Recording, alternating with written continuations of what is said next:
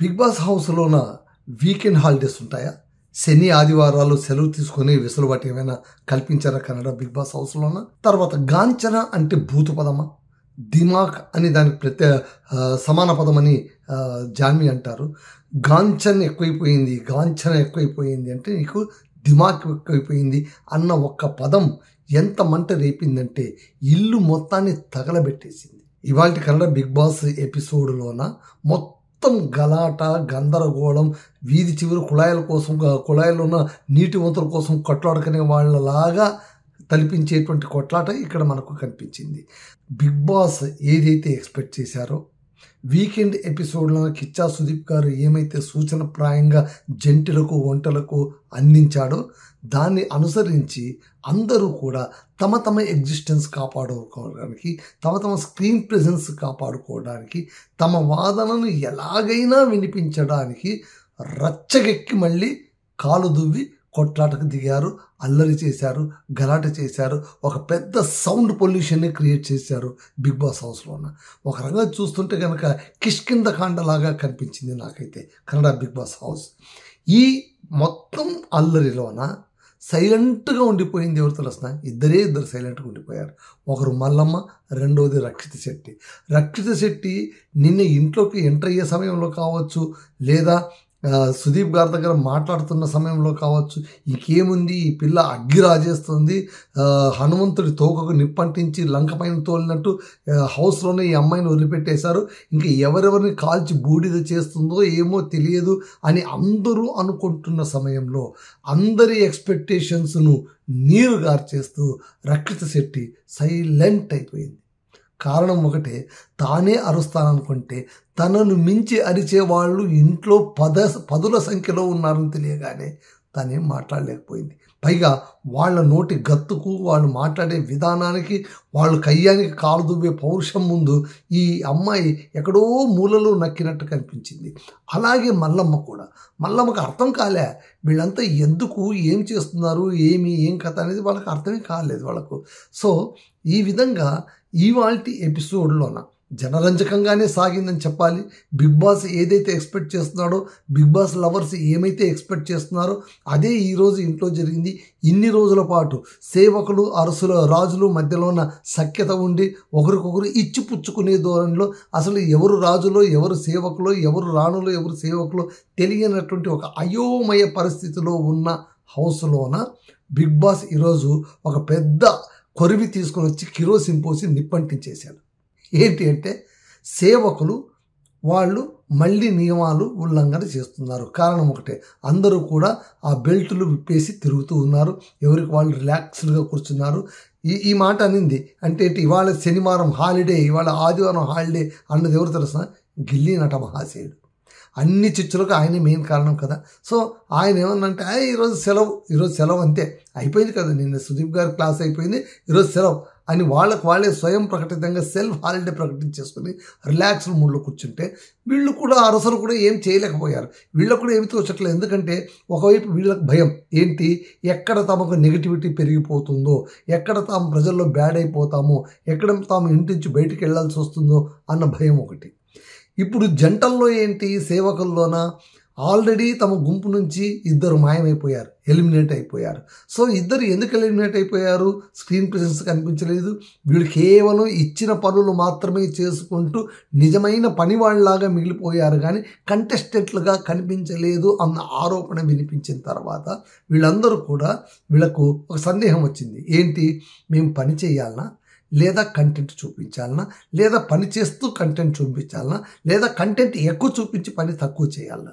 ఈ గందరగోళంలో పడిపోయి ఎవరికి వాళ్ళు స్వయంగా నిర్ణయాలు తీసేసుకుని, అసలు అభిషేక్ ఓపెనింగ్ ఎపిసోడ్లోనే అభిషేక్ ఒకటే మాట అంటాడు, ఇక మీద మనం అందరం కూడా కలిసికట్టుగా ఆడాల్సిన అవసరం వచ్చింది, వ్యూహం అనుసరించకపోతే దెబ్బతినిపోతాం, ఇప్పటికే మన గుంపులో నుంచి ఇద్దరు మాయమైపోయారు, ఇలాగే చూస్తుంటే అందరూ కూడా వెళ్ళిపోతారు. ఎందుకంటే సుదీప్ ఒక స్ట్రాంగ్ హెచ్చరిక వార్నింగ్ కూడా ఇచ్చారు. ఏంటి, ఈసారి ఎలిమినేషన్ అనేది ఎలా ఉంటుందో ఎవ్వరు ఊహించలేరు, చివరి బిగ్ బాస్ చేతుల్లో కూడా లేదు. ఒకరే వెళ్ళొచ్చు, ఇద్దరు వెళ్ళొచ్చు, గుంపులుగా వెళ్ళొచ్చు. అంతేకాదు, మీ ఆట తీరు ఇలాగే పేలవంగా ఉందనుకోండి, బయట 15 మంది ఆల్రెడీ ట్రైన్ అప్ అయ్యి ఇంకొక స్టాండ్ బై బ్యాచ్గా ఉన్నారు, వాళ్ళందరూ వచ్చే ప్రమాదం ఉంది. వాళ్ళందరూ వచ్చినా కూడా మీరు ఉంటారని మాత్రం కల్లో అనుకోవద్దండి. వాళ్ళు వచ్చారంటే మీరు వెళ్ళాల్సిందే.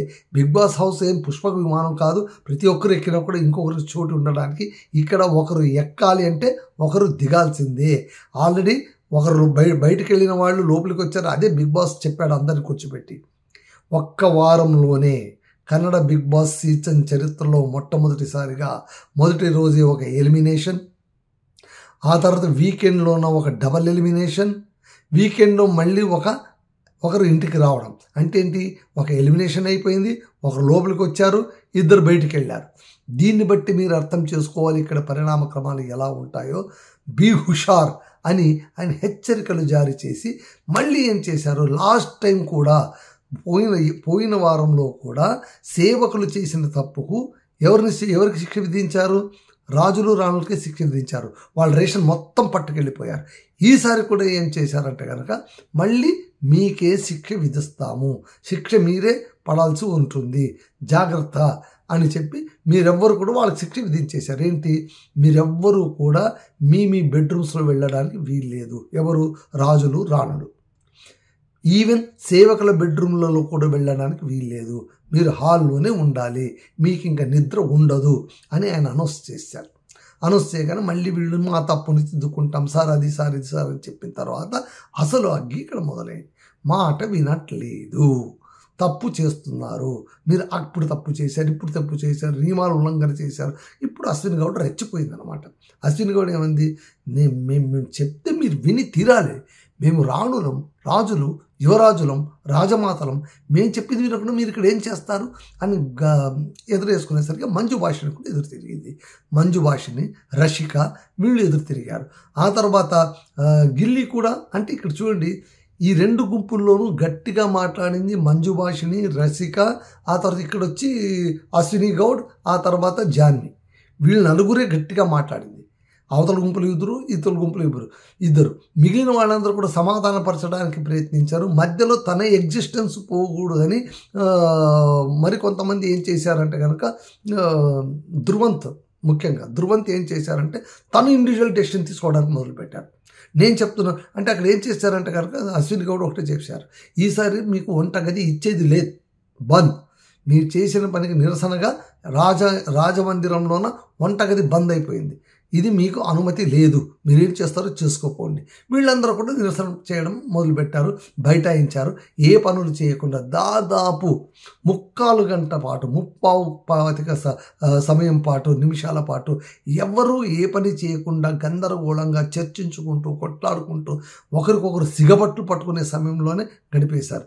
ముఖ్యంగా మంజు భాషిని అండ్ దెన్ అశ్విని గౌడ్ వీళ్ళిద్దరు. అంటే ఇక్కడ అశ్విని గౌడ్ ఒక మాట ఉంటుంది, ఏంటంటే నన్ను ఇక్కడ రాజమాత అని మీరు నాకు ఎట్లాగైతే ప్రాతినిధ్యం ఇచ్చారో ఆ గుంపులో కూడా తాను ప్రాతినిధ్యం వహించాలని మంజు భాషని చూస్తోంది. ఓకే, తాను వహించవచ్చు, కానీ రూల్స్ రెగ్యులేషన్స్ తెలుసుకోవాలి కదా, ఎలా పడితే నియమాలు ఉల్లంఘిస్తే ఎట్లా, మళ్ళీ అక్కడ వెళ్ళినట్టుంది. మీరు చేసే పనికి మేము ఎందుకు శిక్ష అనుభవించాలి, మీరు చేస్తున్నారు, నియమాలు ఉల్లంఘిస్తున్నారు, మీ ఇష్టరీతిగా వ్యవహరిస్తున్నారు, మీరు తింటున్నారు, ఎప్పుడు కూర్చుంటున్నారు, ఎప్పుడు లేస్తున్నారు, పని చేస్తున్నారో లేదో వీటన్ని మళ్ళీ మీరు అజమాయించాలి కదా. అప్పుడు వాళ్ళు ఏమంటారు, పని వాళ్ళు మేము సరిగా పని చేయట్లేదు, యజమానుల పని ఏంటి, వీళ్ళు పని చేస్తున్నారో లేదో చూడాల్సిన పని మీదే కదా, మళ్ళీ మీరు ఆ పని చేస్తున్నారా, మీరు ఆ పని ఎందుకు చేయట్లేదు అంటే మాకు ఇదే పనేనా, మీకు బాధ్యత లేదా ఇంట్లోనా, నాకు ఒకటే నా బాధ్యత అని మళ్ళీ ఇక్కడ ఏం చెప్తుంది అశ్విని గౌడ్, ఇక్కడ మాకు పాత్ర ఇచ్చారు, రాజులుగా, రాణులుగా, రాజమాతలుగా, యువరాజులుగా, యువరాణులుగా మేము 4 ఉండాలని మాకు మాట ఇచ్చారు. మమ్మల్ని ఉండమన్నారు కాబట్టి మేము ఉంటున్నాము, కానీ మాకేం ఇష్టరీతిగా ఉండలేదు, పైగా మేమేం అలా అనుకొని రాలేదు. పైగా ఏంటి, మీరు రావడమే జంటగా వచ్చారు. ఇక్కడ మంచు భాష ఏముంటుందంటే, ఇలా కట్టుకొని వంట చేయడం మా వల్ల కాదు, ఒకరికొకరు తాడు కట్టుకొని ఏ పని చేయలేము, మేము పనులు చేయము, మా తాడన తీయండి లేదా మా వంట పని నుంచి తప్పించేసేది, ఈ పనుల నుంచి మాకు తప్పించేసేయండి అంటే అది ఎలా కుదురుతుంది? మీరు వచ్చిందే జంటగా వచ్చారు, మిమ్మల్ని కట్టి లోపలికి పంపించారు. ఇక్కడ వచ్చాక మీరు కట్టుకునేది కాదు కదా, స్టేజ్ పైన మిమ్మల్ని కట్టి కదా పంపించింది. కాబట్టి మీరు ఖచ్చితంగా ఆ బంధాలకు లోబడే ఉండాలి.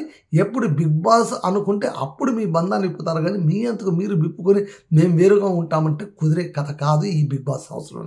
ఆ విషయం వాళ్ళకు తెలుసు, కానీ రచ్చ చేయాలి కాబట్టి వాళ్ళు రచ్చ చేస్తూ ఉన్నట్టు నాకైతే కనిపించింది. ఇదంతా ఇలా జరుగుతుండగా చివరికి ఒక రాజీ ఫార్ములా రావాలి కదా.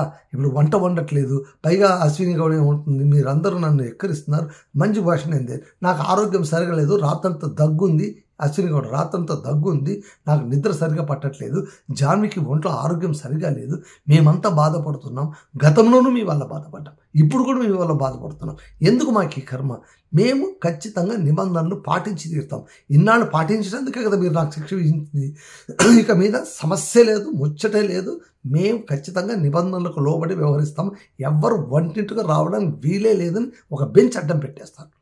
ఎప్పుడైతే బెంచ్ అడ్డం పెట్టేస్తారో వాళ్ళందరూ చెట్లు నిలబడిపోతారు. నిలబడిపోగానే మళ్ళీ ఏం చేయాలి, మళ్ళీ ఇప్పుడు ధృవంత్ వస్తారు. ధృవంత్ వచ్చి ఇలా మీరు బంద్ చేయకూడదు, మీరు ఇలా బంద్ చేస్తే ఎట్లా, ఈ ఇంట్లో అందరికీ హక్కు ఉంది అని ఆయన బిగ్ బాస్ వాళ్ళు మాట్లాడుతున్నారు. ఇక్కడ ధృవంత్ ఆలోచించాల్సిన పని అంటే, ధృవంత్ కానివ్వండి, పని చేసేవాళ్ళు కానీ వీళ్ళంతా ఆలోచించుకోవాల్సింది ఏంటంటే, అక్కడ వాళ్ళ రోల్లోనూ వాళ్ళు ఉండాలి, వాళ్ళ కంటెంట్లో వాళ్ళు ఉండాలి, వాళ్ళ క్యారెక్టర్లో వారు ఉండాలి, క్యారెక్టర్ దాటి రావడానికి వీలు లేదు. బిగ్ బాస్ ఒక రోల్ ఇచ్చాడు, మీరు ఇలా చేయండి. కాకపోతే ఏంటంటే, ఎందుకు వీళ్ళింతగా రెచ్చిపోతున్నారు, ఎందుకు రూల్స్ వైలేట్ చేశారు, ఎందుకు ధర్నాలు చేస్తున్నారు, ఎందుకు మేము చెయ్యమని మొరాయించుకుంటున్నారు అంటే, సుదీప్ గారు చెప్పిన మాటలు తప్పుగా అర్థం చేసుకోవడం వల్ల. సుదీప్ గారు ఏమన్నారంటే, కరిబసప్పను ఆ తర్వాత అమిత్ను బయటకు పంపించే ముందు ఒక మాట అన్నారు. ఆయన ఏమన్నారు, మీరు అసలు పని చేసుకుంటూ సేవకులుగా ఉండాలి సరే, కానీ మీకున్న వెసులుబాట్లు మీకున్నాయేమో ఆలోచించాలి కదా, మీరేం చేయాలో కూడా మీరు ఆలోచించాలి కదా. అల్టిమేట్గా ఎండ్ ఆఫ్ ది డే మీరు ప్రతి ఒక్క కంటెస్టెంట్ కూడా ఒక కంటెంట్ ఇచ్చి తీరాలి ఆడియన్స్కు. ఏమి ఇవ్వకుండా నేను మూలలో కూర్చుంటాను, ఇచ్చిన పని మాత్రం చేస్తాను, బసవన్నలాగా తలాలాడిస్తానంటే ఇంకెందుకు మీరు బిగ్ బాస్ హౌస్కు, మీ ఇంట్లోనే ఉండొచ్చు కదా, మీరు బయటే ఉండొచ్చు కదా, లోపలికి ఎందుకు రావడం అని ఒక హింట్ ఇవ్వడంతో వీళ్ళకందరికీ కాకరేగిపోయింది. అర్రే నా నుంచి చాలా ఆశిస్తున్నారా, మనం రచ్చ చేద్దాం ఇవాళ అని అనుకుని రచ్చ చేశారా అన్నట్టుగా ఉంది. నిజంగా అలా అనుకుని చేయలేదు, అనుకుని చేసినారా అన్నట్టుగానే నాకైతే అనిపించింది. దీనివల్ల ఒరిగింది ఏంటంటే కన్ఫ్యూజన్ అంతా. మాకైతే అసలు చూస్తుంటే నాకు అర్థం కాలే, ఒకవైపు నవ్వు, మరొకవైపు చూస్తే రక్షిత శెట్టి పాప బిక్క చచ్చిపోయింది. ఆమె ఏమనుకునిందంటే, నేను చెప్పేది మీకు అర్థమవుతుంది కదా, మీరు చెప్పేది నాకు ఇది అది కాదు ఇది అని తనకు వచ్చి రాని ముద్దు కన్నడ భాషలో గత్తేసుకుంటూ అందరినీ ఒక ఆట పట్టిస్తాను నేను అని ఆమె అనుకునింది. కాకపోతే తను చిన్న చేప పిల్లని, ఇక్కడ తిమింగలాలే ఉన్నాయి, మొసళ్ళు ఉన్నాయని మొట్టమొదటిసారిగా ఆమె తెలుసుకునేది. అయ్య బాబోయ్, అందంగా కనిపించి మేకప్ వేసుకుంటూ సున్నితంగా వయ్యారంగా తిరిగేవాళ్ళు, సంస్కారంగా మాట్లాడే వాళ్ళ అసలు రంగు ఈ రీతిగా కూడా ఉంటుందా, వాళ్ళు రచ్చకు దిగితే ఇంత గట్టిగా మాట్లాడతారా, బిగ్ బాస్ హౌస్లోనే ఇంత వైలెంట్గా ఉంటారా అనుకోగానే పాపం చిన్నపిల్ల పాప, ఆ పాపకి ఏం అర్థమవుతుంది, చూస్తూ ఉండిపోయింది. చివరికి ఆ అమ్మాయికి ఏం అర్థం కావాలో తెలియదు. ఆమె వెళ్ళి అందరూ కొట్లాడుకుంటుంటే, సేవకులు కొట్లాడుకుంటుంటే అక్కడ పోయి నిలబడుతుంటే అశ్విని కూడా పిలుస్తుంది, రక్షిత ఇక్కడ రమ్మ నువ్వు అని పిలుస్తుంది. పిలిచి నువ్వు ఎవరు చెప్పు అంటే కనుక, నేను మొన్ననే వచ్చాను లోపలికి, మొన్ననే వచ్చాను లోపలికి కాదు, నువ్వు సేవకురాలివా లేకుంటే కనుక రాణివా యువరాణివా అంటే, నేను యువరాణిని. మళ్ళీ మీరు యువరాణివి అన్నప్పుడు ఎక్కడ ఉండాలి నువ్వు, యువరాణుల దగ్గర ఉండాలి. మళ్ళీ నువ్వు ఎక్కడున్నావు, సేవకుల దగ్గర. మళ్ళీ అలా ఉండకూడదు కదా, ఇక్కడే ఉండు. అప్పుడు జాని చెప్తుంది, లేదు నువ్వు ఇక్కడ ఉండాలి, మేము మాట్లాడుకుంటున్నప్పుడు నువ్వు కూడా పార్టిసిపేట్ చేయాలి, చర్చించాలి, నిర్ణయం కూడా తీసుకునే అధికారం నీకుంది, నువ్వు యువరాణివి కాబట్టి నువ్వేమైనా పని చేయించుకోవచ్చు ఆమె వాళ్ళ చేత, వాళ్ళతో కలిసిపోకూడదు, వాళ్ళ దగ్గర పని చేయించుకోవాలి అని చెప్తుంది. అంటే ఒకవేళ ఆమెను సరిగ్గా గైడ్ చేయలేకపోతే అల్టిమేట్గా మళ్ళీ రాళ్ళు వచ్చి పడేది ఎవరికి, వీళ్ళపైన కదా. ఇప్పటికే గిల్లీ విషయంగా ఆ తర్వాత ఒక పెద్ద మాట అనేసింది. ఈ మాటల హీట్లోనే అశ్విని గౌడ్ ఒక మాట అనేసింది, కావ్యని ఒక మాట అనేది. ఆ మాట అనుకుండా ఉండాల్సిందని నాకు అనిపిస్తుంది.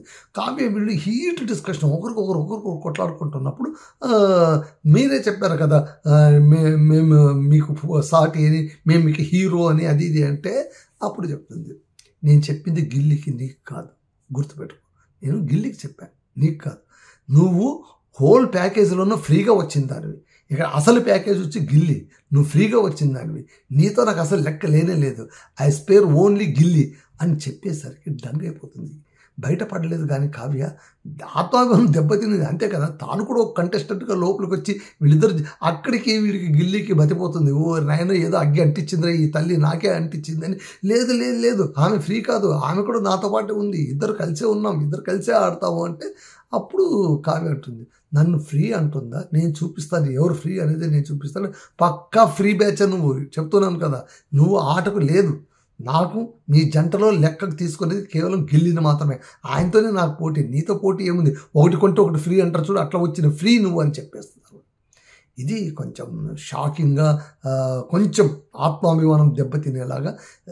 అశ్విని గౌడ్ సందు చూసి బాణాలు వేయడంలో ఆమెను మించిన వాళ్ళు లేనే లేరు. ఇవన్నీ జరుగుతుండగా మళ్ళీ బిగ్ బాస్ కూర్చోబెట్టి ఆ తర్వాత చెప్తారు, మీ ఇంటికి ఎవరు అంటే ఎవరి పని ఎవరు చేయట్లేదు, ఎవరికి అధికారం ఉందో ఎవరికి అధికారం లేదో ఎవరికి అర్థం కాని గందరగోళ పరిస్థితుల్లో ఆయన ఇంకొక రోల్ క్రియేట్ చేశారు. అక్కడ ఆయన ఏమన్నారంటే, అసుర సుధీర్ అనేటువంటి ఒక రోల్ ఉంది.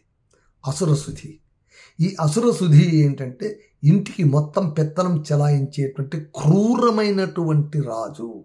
ఇతని చేతిలో అందరూ సేవకులే, ఇటు అరసులు కావచ్చు ఇటు సేవకులు కావచ్చు, అందరూ చచ్చినట్టు ఖచ్చితంగా అల్టిమేట్గా మాట వినాల్సింది అసుర సుధికి మాత్రమే.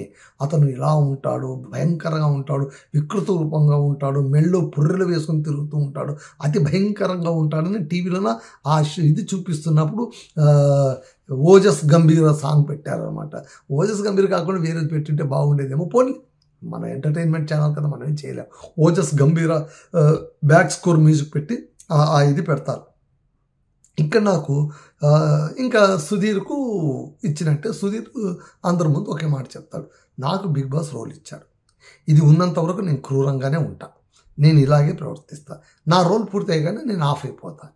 అలా సాధ్యమవుతుందా? సీజన్ 11లోన మంజు కూడా క్రూరమైన రాజుగా ప్రయత్నిస్తూ రాక్షసంగా అందరినీ లాగిపడిస్తూ చివరికి యువరాణిని చూసుకోకుండా మోక్షిత పైన దురుసుగా ప్రవర్తించినందుకు, మొదట సేవకురాలని చూసుకోకుండా ఆమెను ఇష్టం వచ్చినట్లుగా హేళనగా కేవలంగా మాట్లాడి వాళ్ళ మధ్య ఉన్న పాత కక్షలు ఏంటి, గౌతమి, మోక్షిత, మంజు వీళ్ళు ముగ్గురు మధ్య ఉన్న పాత కక్షల్ని దృష్టిలో పెట్టుకుని ఆమెను టార్గెట్ చేయడంతో ఆమె బోరు ఏడ్చిన సన్నివేశాలు ఇంకా మా కళ్ళెదురు కదలాడుతూనే ఉన్నాయి. ఇప్పుడు మళ్ళీ అలాంటి సన్నివేశం ఒకటి తెచ్చిపెట్టారు, చూద్దాం ఇది ఎలా చేస్తారు. మంజు అయితే అత్యద్భుతంగా నిర్వహించడం మామూలు కాదు, నభూతో నభవిష్యత్ అన్నట్టుగా చేశారు.